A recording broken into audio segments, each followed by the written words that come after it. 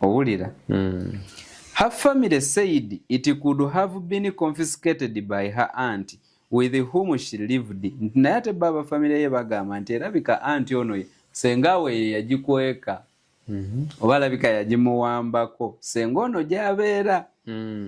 A case was reported to the police and the aunt was arrested. Omusango gwawaabibwayo ku police era anti yakwatibwa.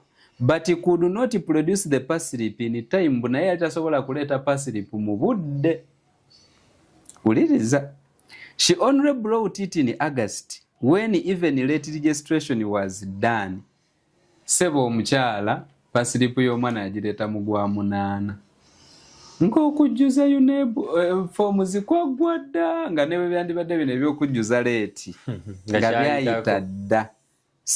Gundi yatugamba deputy HM Ntungamo Resident District Commissioner Miss Mariam Kagayiga however said the matter must be fully investigated and anyone responsible for failing the candidate to sit her final exams must be arrested.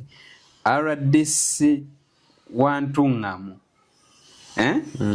bamuyita Mariam Kagayiga yagamba ensonga enene n'okunoonyezebwako butya bwe yajja era omuntu yenna yenna ali emabega w'omwana ono obutatuula bigezo bye teekeddwa okukwatibwa.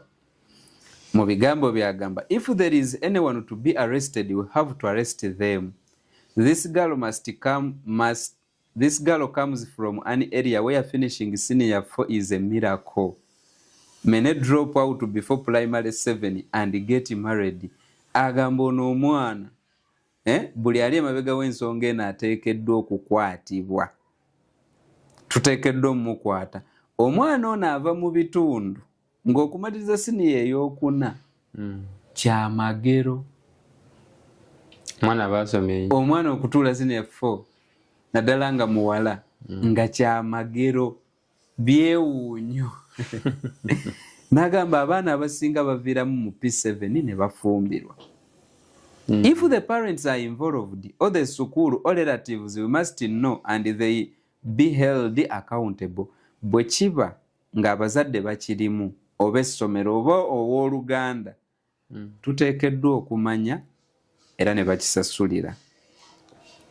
Reikiniro sub-county has the highest percentage of school dropout in Ntungamo district. Ene gombola gye bayita Reikiniro. Reikiniro. Yes.